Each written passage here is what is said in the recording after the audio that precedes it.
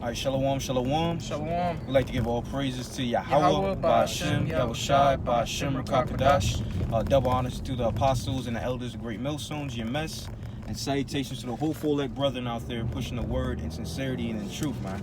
All right, you know, we got together with brothers.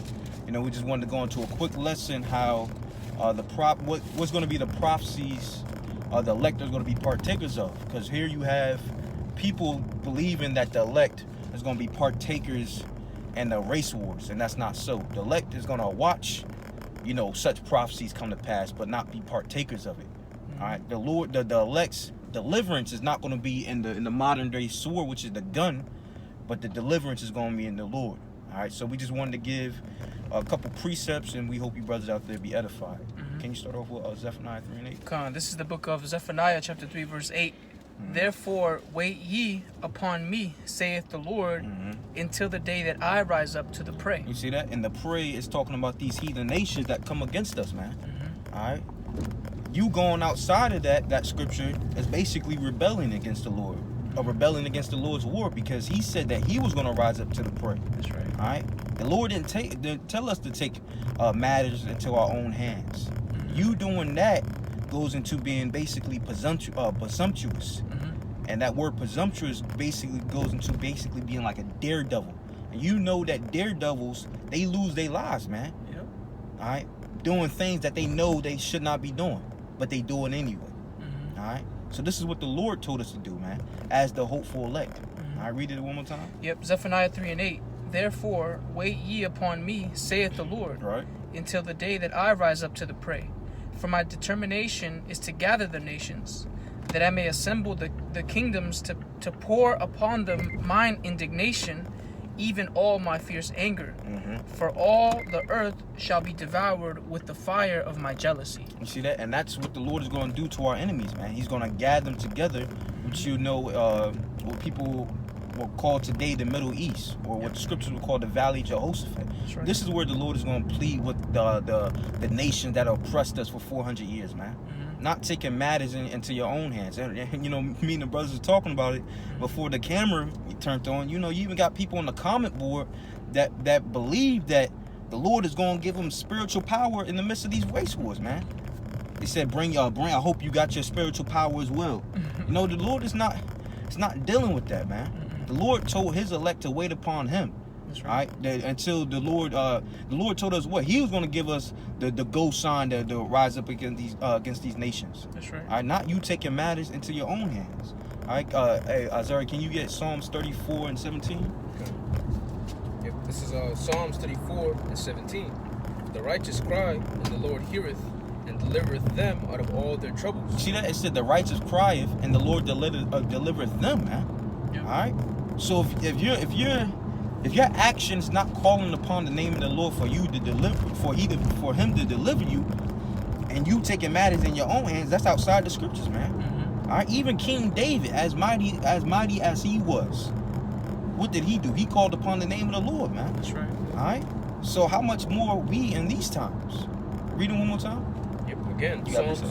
Psalms Okay. 34 and 17. Right. The righteous cry, and the Lord heareth, and delivereth them out of all their troubles. Yeah, deliver them out of all our troubles, man. All right, and we deliver out of the troubles of these nations oppressing us. It's going to be the Lord that's going to be doing it, man. That's right. All right, and you going outside of that is basically negating prophecy. The book of Luke, the first chapter. Can you grab that real quick? Sorry, Luke 1 and 68. It said that Hamashiach Yahushua was going to be that horn of salvation, man. That's right. Not forming these different associations, these different military groups. Militia groups. Your militia groups, man. All right. The Lord, Hamashiach Yahushua himself, was going to be the horn of our salvation, man. Our offense and our defense. You know. Yep. Good.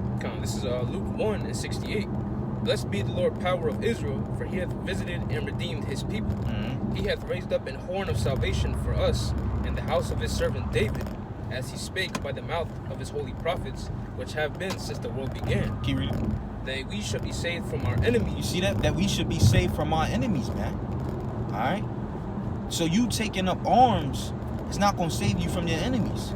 All right? Yahweh Shai is going to save us from our enemies, man. So this is why the scripture says in Zephaniah 3 and 8, to wait ye upon the Lord, because he was going to do all these things, man. That's right. Not being presumptuous and taking matters in your own hands. The problem with our people is that they're not patient. They don't have faith, man. That's right. All right? That a higher power could deliver them. You have precept? Go on. Go ahead, bro. 1 Corinthians 2 and 14. But the natural man receiveth not the things of the Spirit of the Most High, for they are foolishness unto him. Neither can he know them, because they are spiritually discerned. You know, and it says the natural man receiveth not the things of the Spirit. Well, you know, that's the 2/3 of our nation here in America, man. They don't receive the words of Yahweh Shem Yahushai, you know. Even the ones that know scriptures that aren't part of the elect, they're gonna read it and get it all wrong. Clearly, we can see there's people who are taking up arms, and they probably think they're part of the elect or something like that. You know, but it says the natural man receiveth not the things of the Spirit of the Most High. What's one thing that we have received from the word is to know not to go do just that. You know, to take up arms. You know, we know better because Esau's blessing is the sword. They could read the same scripture and still decide to take up arms. Yeah. You know, I mean, what they're doing is it's still prophecy.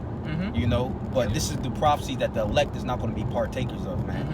The silver on the rest and race wars. Yeah, that's right. You know, the prophecy that the elect is going to be partakers of is calling upon the name of the Lord and the Lord delivering them. Yep. All right. Can you hold Sirach 2nd chapter verse 10? All right. And then Smart, can you get Matthews 24 and 30? All right. I'll get Matthew's. All right. 20 against the rock. Yeah. Matthew chapter 24 verse 30. Then shall appear the sign of the Son of Man in heaven, and then shall all the tribes of the earth mourn, and they shall see the Son of Man coming in the clouds of heaven with power. That's not it. What's it called? I wrote down the wrong scripture. Matthews 26 and 48. That's what I wanted. Come on, Matthew chapter 26 and verse 48. Yeah, 48. Now he that betrayed him gave them a sign, saying, whomsoever I shall kiss, the same is he. Salakia, the same as he, hold him fast. And this is when Yahushua was about to be delivered up to the wicked scribes and Pharisees for them to kill him, for him to be crucified. And Judas gave them a sign to let them know who was the Son of Man. Okay, Hamashiach Yahushua, go ahead. Come on. Verse 49. And forthwith he came to Yahushua and said, Hail, Master, and kissed him. And Yahushua said unto him, Friend, wherefore art thou come? Then came they and laid hands on Yahushua and took him. Keep reading? Yep. Come on. And behold, one of them which were with Yahushua stretched out his hand and drew his sword and struck a servant of the high priests and smote off his ear. And that servant was Peter. He drew out his sword, right? Because they was coming up against Yahushua. But it's going to mention that Yahushua said this unto Peter. Keep reading. Yep, verse 52. Then said Yahushua unto him, Put up again thy sword into his place. Yahushua told Peter to put up your sword. Keep reading. For all they that take the sword shall perish with the sword. See that? So if you want to live by the sword, you're going to die by the sword. You want to take up arms to fight against the man that was blessed with the sword by the Lord, all right? And you wasn't given that permission to go against him, man. You're going to die that way. Yep. All right? Scripture says you live by the sword, you shall die by the sword. Keep reading. Come on. Down to verse 54. Yep. Verse 53. Thinkest thou that I cannot now pray to my Father, and he shall presently give me more than 12 legions of angels? But how then shall the scriptures be fulfilled? See, that's the important part right there. How then shall the scriptures be fulfilled, man? And this is why Yahushua told Peter to put away your sword, man. Don't take matters in your own hands. That's right. The scriptures have to be fulfilled, man, and that's part of the prophecy that the elect is going to be partakers of, man. Waiting upon the Lord. Keep reading. 54 again, verse 54 again. But how then shall the scriptures be fulfilled, that thus it must be? Continue? No, that was on that. You got a precept? Anybody have a precept? Yeah, I got a quick one. Go ahead, bro. This is Psalms 44 and 6. For I will not trust in my bow, neither shall my sword save me. You can speak on it, bro. Yeah, and that's the point. You know, the modern day sword and bow, of course, being, you know, these guns that Israel's so fond of, and of course they're jumping the gun. You know, no pun intended, but they're running out of patience. You know, they have no faith, and ultimately they're not following the protocol that the Lord has set up. You know, that the elect is going to live off of faith, not by the bullets of your the ammunition of your gun. You know. Your paw. Yeah, I have something else. If you go ahead, bro. This is Romans 13 and 1. let every soul be subject unto the higher powers, for there is no power but of the Most High. That powers that are, the powers that be are ordained of the Most High. Whosoever therefore resisteth the power, resisteth the ordinance of the Most High. That they resist shall receive to themselves damnation. You know, that's the point. You know, of course, what we're living in an Esau ruled society, and the Lord set it up that way for a reason. Yeah. You know, He didn't set it up for us to be, macho men to rise up against this devil. That's not our time yet. You know, the honor goes to what? Yahweh Bashem Yahweh Shai. Yeah. All right. Yeah. Then later down the line, then it goes to the elect. You know, but right now you're not placing the right events in the right timeline order. You know, in concerning prophecy. Yeah. Who got Sirach 2 and 10? I believe he had it. If you don't got it, I can grab it. Yeah, grab it, Shamari Baksha. Yep. And then Azar, you grab Matthews 24 and 30. We'll close out on that. Yeah, this is the book of Sirach, chapter 2 and verse 10. So like it real quick. Yeah, this is what the elect is going to do. Yeah. Sirach 2 and 10. Look at the generations of old and see, did any ever trust in the Lord and was confounded? Or did any abide in his fear and was forsaken? Or whom did he ever despise that called upon him? Keep reading. For the Lord is full of compassion and mercy, long-suffering and very pitiful, and forgiveth sins and saveth in time of affliction. And it said, look at the generation of old, man. When you look and examine the generation of old and see what they did, they all called upon the name of the Lord. All right. It said what in the book of Psalms, I believe 15 and 2, and also 3. It said that the Lord is my rock and my fortress, man, my deliverer. Yep. This is what the men of the Lord trusted in the Lord as, man, as their defense, man, their deliverance. So this is what we can learn from the generation of old, man. Not taking matters in your own hands. All right. We know that as the Lord's will, we be able to elect, man. We know who's our strength, man. We know what our power is, and it's not your bullets, it's not your gun, it's not your AR-15. It's none of that. It's the Lord. That's right. So that's what we can learn about the generations of old, man. All right. Anybody have precept? Yes, from Matthews, right? Yeah. Okay. No, I was saying that if you didn't, you could grab the Matthews, and we close out on that. Go ahead, bro. Yep. This is Matthew 24 and 30. Yep. And then shall appear the sign of the Son of Man in heaven, and then shall all the tribes of the earth mourn. And they shall see the Son of Man coming in the clouds of heaven with power and great glory. Keep reading. Verse 31, and he shall send his angels with a great sound of a trumpet, and they shall gather together his elect from the four winds, from one end of heaven to the other. And that's the prophecy that the elect is going to be partakers of, man.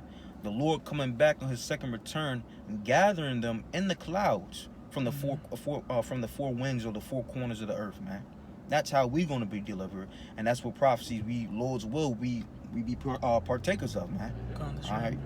Hamashiach Yahushua delivering us from this place Babylon, man. Not no association or no militia group. Yep. All right. So we just wanted to do a quick response to people on the comment boards, talking this reckless stuff. So with that, we hope you brothers out there was edified. We'd like to give all praises to Yahweh, Ba'ashem, Yahushai, Ba'ashem Rakakadash, and double honors to the apostles and the elders of Great Millstone, GMS, and shalom to the elect, man. Until next time, we say shalom. Shalom.